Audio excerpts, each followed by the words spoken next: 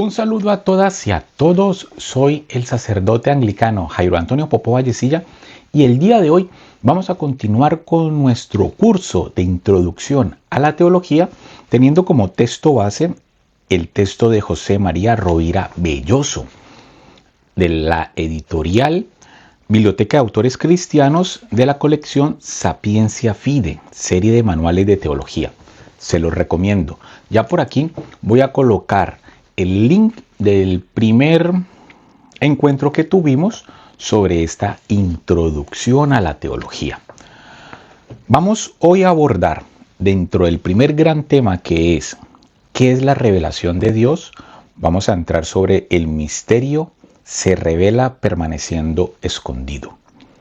Dentro del estudio de la teología, en este aspecto de la revelación, nosotros vamos caminando frente a algo que se nos presenta, pero que no es de manera totalmente transparente. El misterio de Dios se nos da, pero se mantiene escondido. Tiene esa doble función de lo que se presenta, de lo que podemos ver, entender y acercarnos a la verdad, y otra cara que se mantiene en lo más absoluto de lo incógnito, de lo que no podemos abstraer, de lo que no podemos tomar ni manipular.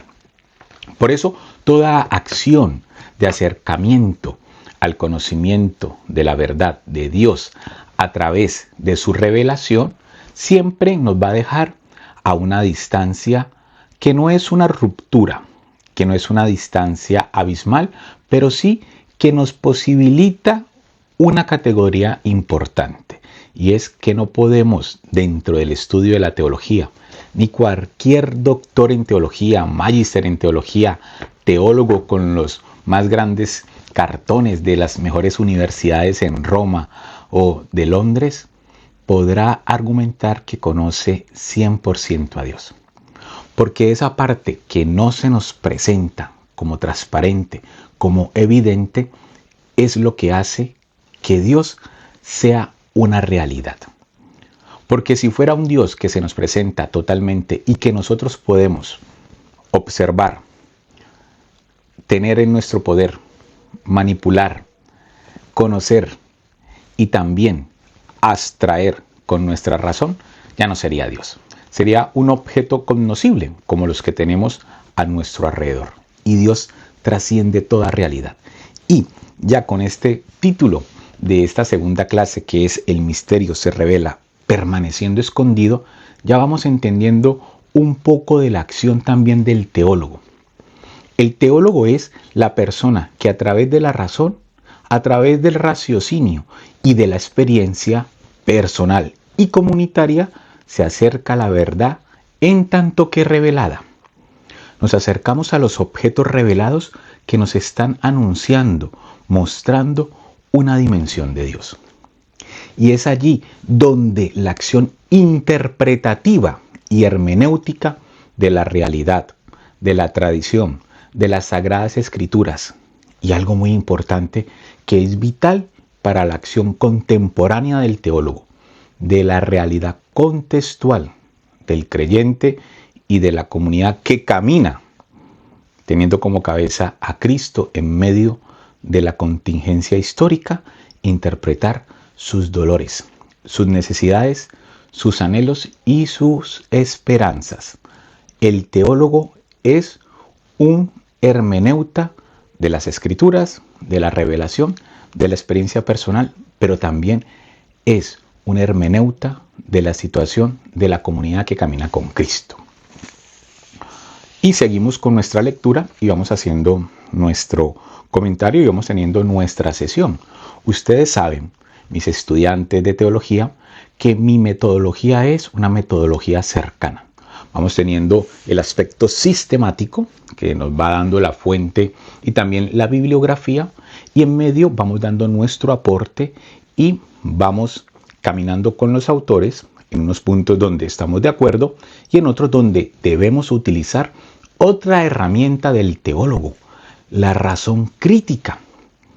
Algo que diferencia el quehacer de la teología del quehacer simplemente del acercamiento espiritual o del acercamiento religioso, que no están mal, sino que complementan toda la experiencia trascendente del ser humano y de su comunidad, es que nos acercamos desde el uso de la razón.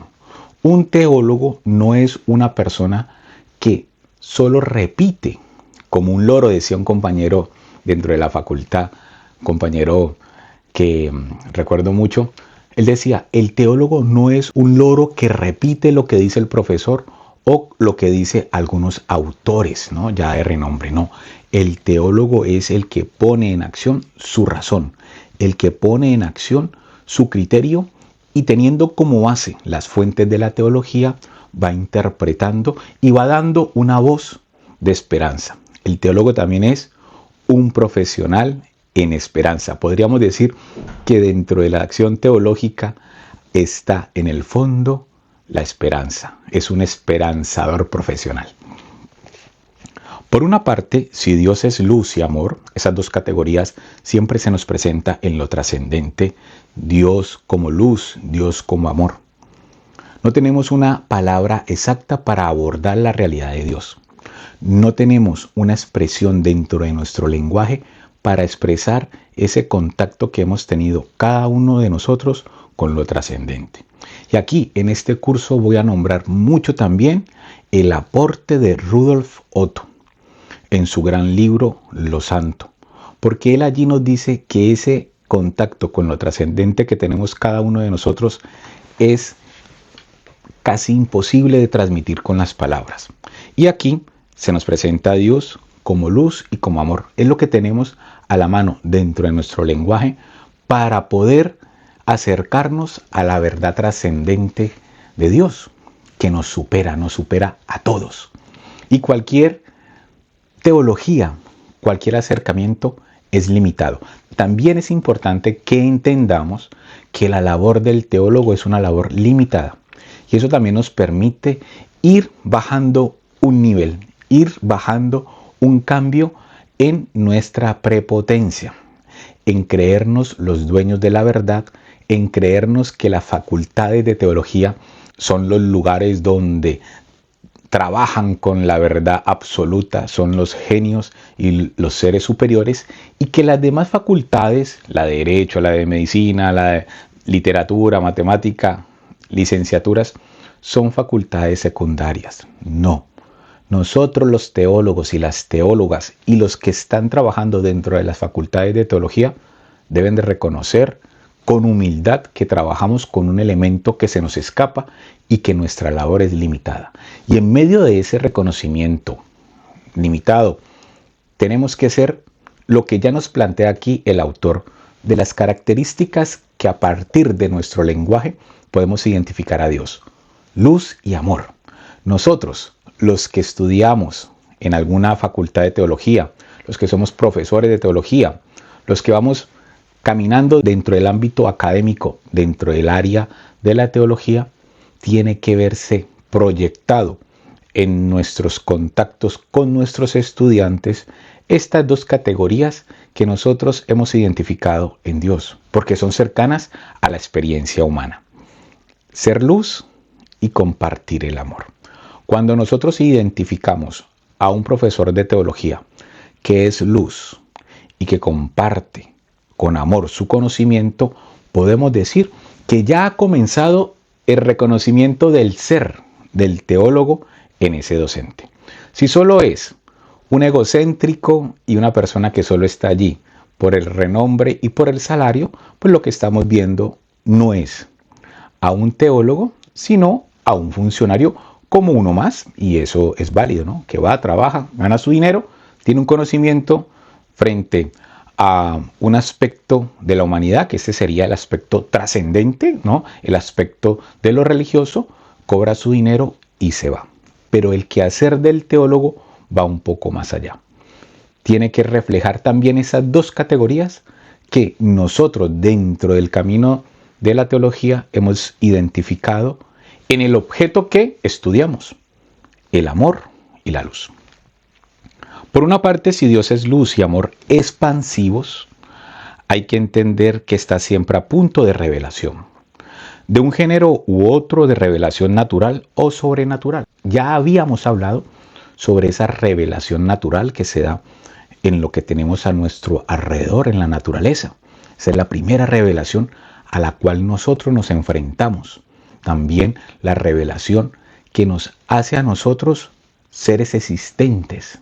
Y la revelación sobrenatural, que ya es otra dimensión, es cuando te encuentras con lo trascendente que irrumpe en tu historia y tú reconoces a través de la fe que hay un ser que te ama, que hay un ser que ha construido todo para que tú vayas caminando hacia eso que nos hace cercanos a su presencia, que es la salvación. Si bien hay que afirmar con fuerza que cualquier tipo de manifestación o de revelación de Dios es gratuito, y aquí hay una característica importante del quehacer de la teología. Nos acercamos como teólogos a Dios a partir de la revelación, a Dios en tanto que revelado. Y esa acción de Dios de revelársenos a nosotros lo hace de manera gratuita, no condicionado, no porque es obligado ni tampoco para que Él tenga un grupo de adoradores. No, nos ama de tal manera que se nos presenta, se nos acerca y nos abre el camino de la salvación de manera gratuita. Como dice el autor, de manera no necesaria. Imaginar que el estado o situación de Dios habría de ser el de definitivo o absoluto escondimiento no es un pensamiento recto sobre la divinidad. Y aquí hay un aspecto importante y es, si Dios solo se mantiene oculto, solo se mantiene en la oscuridad de lo inalcanzable, tampoco sería Dios. Porque ese Dios que está allá como un gran mentor que creó todo, pero que se alejó de la historia, es un Dios medio, podríamos decir, que se queda entre la creación, entre ese gran hacedor matemático y arquitecto de la realidad, pero que se abstrae de cualquier acción humana. Ese Dios nos queda un poco limitado. ¿Por qué? Porque al no encontrar ese eslabón que nos une con lo trascendente, sería un Dios que sí hizo muy bien su labor en el inicio de ser el arquitecto de la realidad, pero que se alejó. Es un Dios que ya no pertenece a nuestra realidad y que ha dejado sola su creación a los designios de la libertad humana. Y es ahí como un padre, como si hubiese tenido a su hijo y no lo orientara en el proceso de crecimiento para que cuando sea adulto pueda tomar sus mejores decisiones y tener una vida sana, coherente e integrada en sociedad. Nuestro Dios ha creado, es arquitecto, pero se mantiene en contacto con su creación, a tal nivel que se hace uno como nosotros y rompe la línea de pecado y nos introduce en el camino de la redención, en la humanidad y en el proyecto de vida constante, donde esta realidad tiene un fin en sí misma, que es el fin de la proyección, de la irrupción y de la creación del reino de la vida, de la justicia y de la liberación. Sigamos. Dios es apertura. Ya venimos con 2 o 3 aspectos importantes que dentro de nuestra labor como teólogos podemos identificar de Dios. Dios es amor, Dios es luz, y este amor y esta luz son expansivas, y Dios es apertura. También Dios es comunicación y diálogo. Muy importante esta última característica, diálogo, porque nuestro Dios es un Dios trino, donde cohabitan esas 3 realidades de la deidad, del Dios, de la trascendencia, que es uno, pero se manifiesta en 3 personas que están en constante diálogo desde siempre. Es diálogo entre sí mismo, y ese diálogo que tiene en sí mismo lo proyecta con la creación y lo proyecta con nosotros, que somos sus hijos adoptivos en Jesús. Dios, que es diálogo, Dios que es palabra, Dios que es amor, nos invita a que vayamos caminando en su encuentro, para que en el diálogo con Él, a través de la experiencia de resucitado, nosotros encontremos la palabra de la verdad, la palabra de liberación y la palabra que nos da vida. Dios nos invita al diálogo, no está totalmente oculto en el silencio de la eternidad, sino que irrumpe en nuestra historia, se encarna, nos da su palabra y nos permite comunicarnos con Él. Porque en la comunicación con Dios nosotros también reafirmamos nuestra humanidad, reafirmamos nuestra valía y reafirmamos nuestro objetivo de ser en el tiempo y en el espacio. Y es estar siempre en contacto con Dios, caminando hacia ese encuentro definitivo. Si así se quiere decir, Dios es acción de comunicación y de amor, en el interior de sí mismo y hacia el otro que no es Dios. Quiere decir que eso otro está relacionado con Él y puede reconocer las huellas de amor cuando ese amor da testimonio de sí mismo. Actualmente, también Etrías, un teólogo, describe el misterio como lo escondido a punto de revelarse. Me gusta esa frase de Etrías, y es el misterio que está a punto de revelarse. Esa es la tensión constante en la que mantiene Dios su relación con su creación. Es un misterio que se da, que se presenta, que se hace revelado, que se nos muestra, pero que está a punto de su revelación total. Y en esa tensión nosotros también vamos caminando.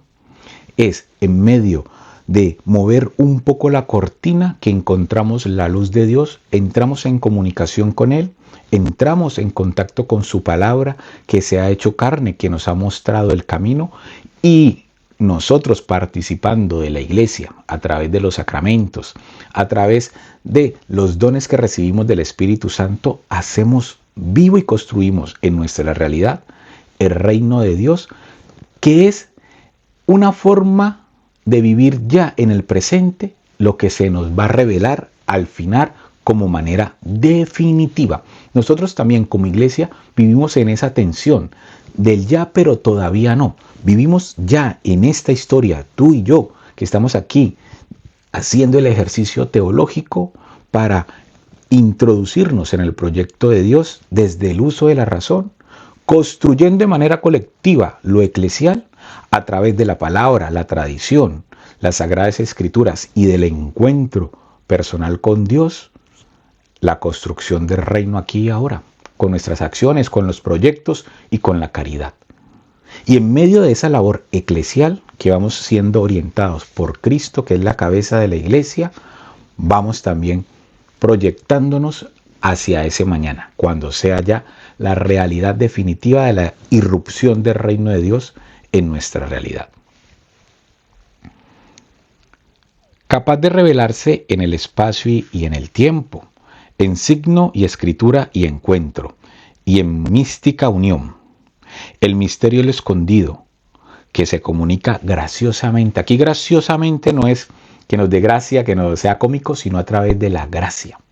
Nosotros a través de la fe recibimos el don de reconocer que Jesús es Hijo de Dios, que se encarnó, que rompió esa distancia de la oscuridad, del alejamiento de Dios, se hizo uno como nosotros, estuvo en el mundo, participó, caminó y pronunció la palabra de Dios, nos compartió su evangelio y nosotros que creemos, ya después de más de 2000 años, que Jesús es Hijo de Dios y que su palabra es una palabra verdadera, es a través de la fe que recibimos como don del Espíritu Santo.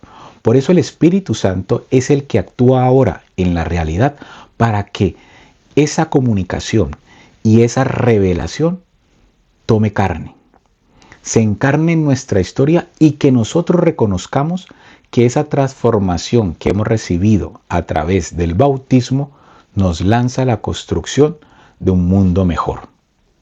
Nosotros, los que pertenecemos a la iglesia, debemos ir caminando siempre pidiendo la fe, participando de la acción eclesial y en medio de ese camino de revelación que se nos da a Dios a nosotros como individuos y como comunidad, identificar en la acción también la participación de la encarnación en el prójimo.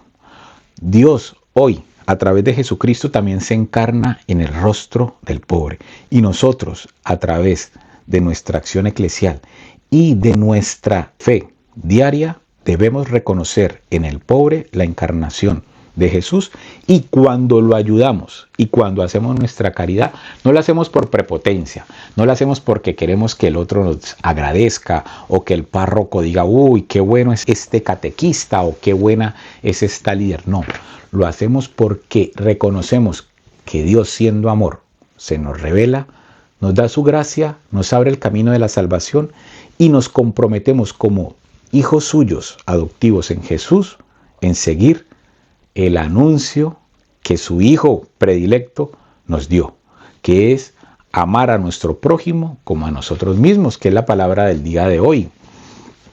Hoy estoy grabando este video el viernes 28 de marzo y hoy la palabra nos dice que el mandamiento número 1 es escuchar a Dios, creer en un solo Dios, y el segundo es amar al prójimo como a ti mismo. Y en ese amor nosotros estamos reconociendo el primer amor que hemos recibido, del que es amor definitivo, que se nos revela en la acción de dar vida al prójimo y en especial al más necesitado, y que en esa relación dialogal reconocemos también la acción trinitaria, Padre, Hijo y Espíritu Santo actuando en nuestra historia. El misterio es lo escondido que se comunica graciosamente, porque así lo quiere sin necesidad ninguna.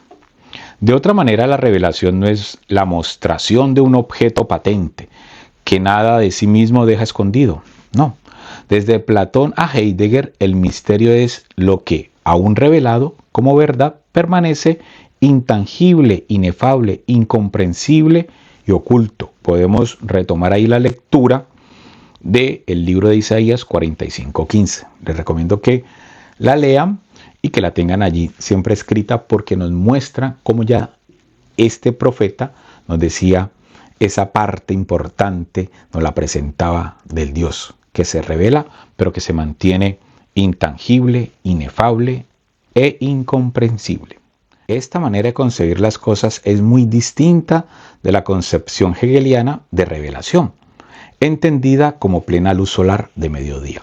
Nuestro objeto de estudio como teólogos no se revela de manera transparente. No le ponemos la lámpara y Dios se da en su totalidad. No. Esa es la premisa cientificista. Tomar el objeto, descomponerlo en todas sus partes, analizar cada parte, entender cada una de sus partes, volverlo a armar y ya tener el control total del objeto.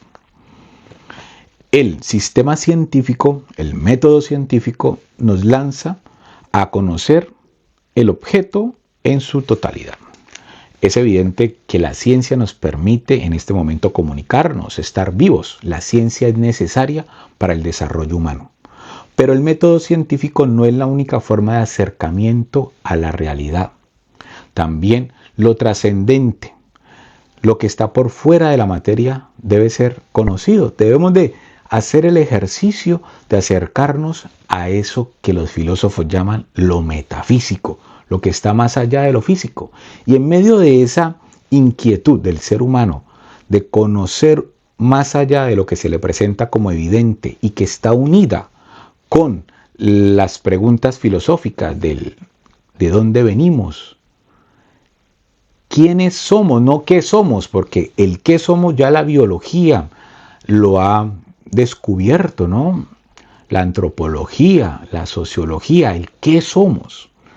Pero el quién somos, allí la metafísica, las religiones, la filosofía, todo este ámbito de las áreas humanistas dan ese espacio de reflexión para acercarnos a lo trascendente. Y nosotros, los cristianos, estas preguntas filosóficas de la metafísica las vamos respondiendo de cara a lo trascendente, a reconocer que hay un ser que nos trasciende, que es el Creador, que se ha manifestado a través de su Hijo en nuestra realidad y que nos ha abierto el mundo rompiendo con la muerte. Y en medio de esa ruptura con la situación definitiva biológica que trasciende la muerte, es donde nosotros encontramos la esperanza para dar sentido a nuestra vida y a las contingencias del día a día, a la guerra, a la enfermedad, a la muerte, a la alegría, al amor, a la familia. Todo lo que nosotros hacemos como seres humanos le damos sentido en tanto que reconocemos que la muerte no es el objetivo final de nosotros. Evidentemente, en la actualidad, pues vivimos en medio de la pluralidad de ideologías, en la pluralidad de ideas. Y también hay otros grupos que reflexionan desde la realidad actual, contextual, lo evidente, ¿no?